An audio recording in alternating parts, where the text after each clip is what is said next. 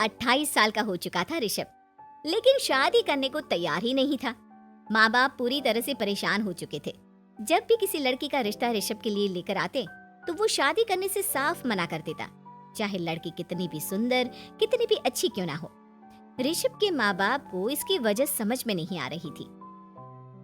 अरे ऋषभ बेटा, अच्छी खासी नौकरी लग गई है, दिखता भी इतना अच्छा है, आखिर बात क्या है, तुझे शादी क्यों नहीं करनी? देख, तू हमारा इकलौता बेटा है, अगर तू शादी नहीं करेगा तो कैसे काम चलेगा? लेकिन मैं शादी करना ही नहीं चाहता, मुझे कोई लड़की पसंद नहीं आती।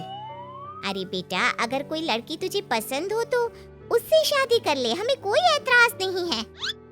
हाँ ऋषभ बेटा, अब देख, तेरी माँ से भी काम नहीं होता। घर में एक बहू आ जाएगी तो कम से कम घर का माहौल भी अच्छा होगा और तेरी माँ को मदद भी मिल जाएगी। लेकिन मम्मी पापा कहा ना, मुझे लड़कियां पसंद ही नहीं आती।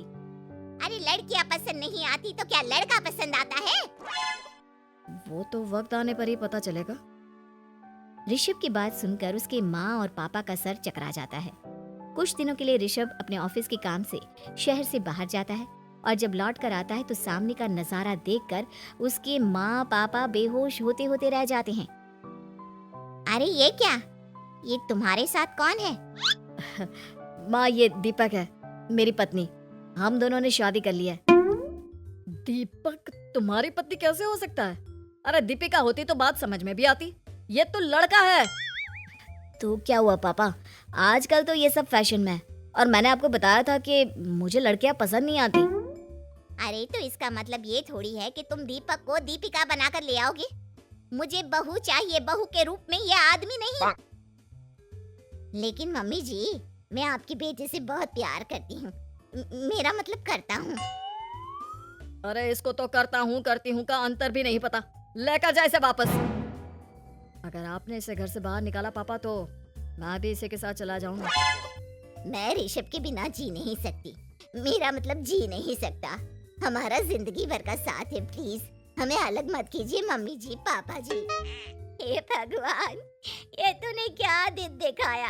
तेरे बेटे को थोड़ी अकल दे दे, लड़के को बहू बनाकर घर में ले आया है। अब क्या होगा, हम दुनिया को क्या मुंह दिखाएंगे? माँ बेकार में परेशान हो रही हो।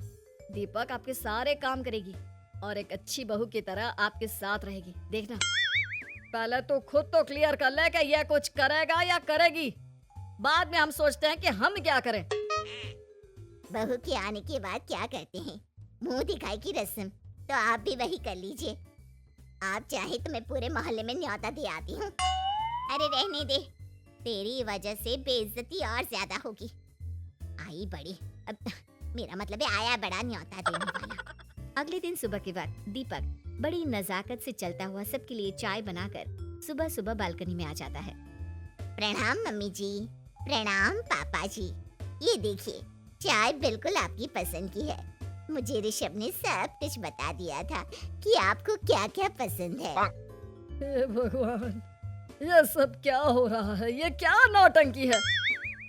नौटंकी कहाँ है? माँ देखिए तो, मेरा दीपक आपका कितना ख्याल रख रहा है। लाओ, अब जो भी है जैसे भी है, चाय पियेंगे ही सही। थोड़ी देर के बाद, वैसे दीपक, चाय तो तुमने बहुत अच्छी बनाई है, चलो कुछ तो अच्छा हुआ। अगले दिन, आज सुनते हैं, आज पैरों में बड़ा दर्द हो रहा है, लग रहा है घुटनों में फिर से कुछ न कुछ प्रॉब्लम हो रही है। डॉक्टर ने वो दवाई दी थी, उसकी मालिश करो ना अपने घुटनों पर, आराम मिल जाएगा। वो क्या है ना, खुद के हाथों से ठीक से मालिश नहीं हो पाती। अरे मम्मी जी, आपको परेशान होने की क्या जरूरत है, मैं हूँ ना, लाइए मैं आपके पैरों पर मालिश कर देता हूँ, मेरा मतलब कर देती हूँ। अरे रहने दे, घर में बहू होती तो सेवा करती, यहाँ तो आदमी बहू बनकर बैठा हुआ है। मम्मी जी नाराज मत होइए, एक बार मुझे मौका तो दीजिए आपकी सेवा करने का। अच्छा ठीक है, ये ले दवाई लगा दे। दीपक बहुत अच्छे तरीके से घुटनों की मालिश करता है। थोड़ी देर के बाद, इतना आराम मिल रहा है क्या बताऊं, ऐसा लग रहा है मेरे घुटनों में कभी तकलीफ थी ही नहीं। लगता है तुम्हारी लड़का बनी हुई बहू तुम्हें पसंद आने लगी है। ऐसा कुछ भी नहीं है, वो तो बस इतने अच्छे से मालिश की, इसलिए मैंने इसकी तारीफ कर दी। मम्मी जी, पापा जी आपस में लड़ाई नहीं करते। अच्छा आप ये बताइए, शाम के खाने में क्या खाएंगे? पनीर, दाल मखनी, पुलाव, कुछ भी स्पेशल बता दीजिए। अरे भाई, ये सारी चीजें मुझे तो खाने में बहुत ही पसंद है। तुम क्या कोई औरत हो जो पनीर दाल मखनी बनाओगी? हाँ, अरे लड़का हो तो लड़के की तरह बिहेव किया करो ना। भले ही मैं लड़का हूँ तो क्या हुआ, अब तो मैं ऋषभ की पत्नी और आपके घर की बहू हूँ, तो मुझे उसी तरह से रहना पड़ेगा ना। अच्छा ठीक है, जो तुम्हें पसंद है बना लो। आदमी रसोई में खाना बनाते हुए कैसे लगते हैं, जरा मैं भी तो देखूं। शाम को दीपक सबके लिए अच्छा सा खाना बनाकर डाइनिंग टेबल पर लगा देता है। ऋषभ ऑफिस से जब लौट कर आता है, सब लोग खाना खाने के लिए बैठ जाते हैं। अरे वाह, क्या गजब का पनीर और दाल मखनी बनाई है। ऐसा जायका तो होटल के खाने में भी नहीं आता। दीपक, कितना अच्छा खाना बनाती हो, मेरा मतलब बनाते हो। तुम्हारी इसी अदा की वजह से तो मुझे तुमसे प्यार हो गया। अरे बहुत हो गया, आदमी होकर आदमी से प्यार करते हो। अरे लेकिन कुछ भी कहो, जरा खाना खा कर तो देखो ऋषभ की माँ, मजा आ जाएगा।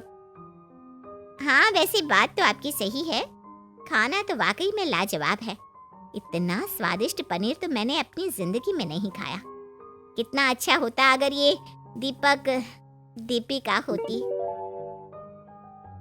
और फिर अगली सुबह कुछ ऐसा होता है जिसे देखकर ऋषभ के माँ और पापा ना केवल खुश होते हैं, बल्कि हैरानी से उनकी आंखें फटी की फटी रह जाती हैं। उन्होंने जो नजारा अपनी आंखों के सामने देखा, उसे देखकर उन्हें अपने आप पर भरोसा नहीं हुआ। सुबह का वक्त था, सब लोग बालकनी में बैठकर सुबह की चाय का इंतजार कर रहे थे।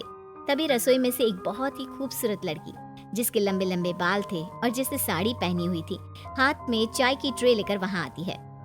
अरे ये कौन है? रातों रात हमारा लड़की बहू बन गया क्या? मुझे लगता है कोई सपना देख रहा है। इतनी सुंदर बहू तो हमने सपने में भी नहीं देखी। देखा माँ, जादू हो गया, जादू। अरे लेकिन ये है कौन? तुम्हारा वो आदमी वाला पत्नी कहाँ चला गया? आपने मुझे पहचाना नहीं? मैं दीपक नहीं, दीपिका हूँ। इतने दिन से लड़के के कपड़े पहनकर आपके घर में आपकी बहू बनी हुई थी। माँ, ये दीपक नहीं, दरअसल ये दीपिका थी। लेकिन इसे लड़कों की तरह रहने का शौक था और इसे लड़की की तरह रहना मंजूर नहीं था, इसलिए मैं इसे लड़के के रूप में आपकी बहू बनाकर यहाँ ले आया। तो फिर अचानक ये उसका हृदय परिवर्तन और रूप परिवर्तन कैसे हो गया? वो क्या है ना, मुझे बाद में एहसास हुआ कि आप लोग इस बात को लेकर बहुत दुखी हैं कि आपके बेटे ने एक लड़की के साथ शादी की है, इसलिए मैं अपने असली रूप में वापस आ गई। हमने कोई पुण्य कर्म किए होंगे जो तुम्हारे जैसा, मेरा मतलब तुम्हारे जैसी बहू मिली, इतनी खूबसूरत और इतना ख्याल रखने वाली। भला हो भगवान का कि हमें लड़की बहू मिली है।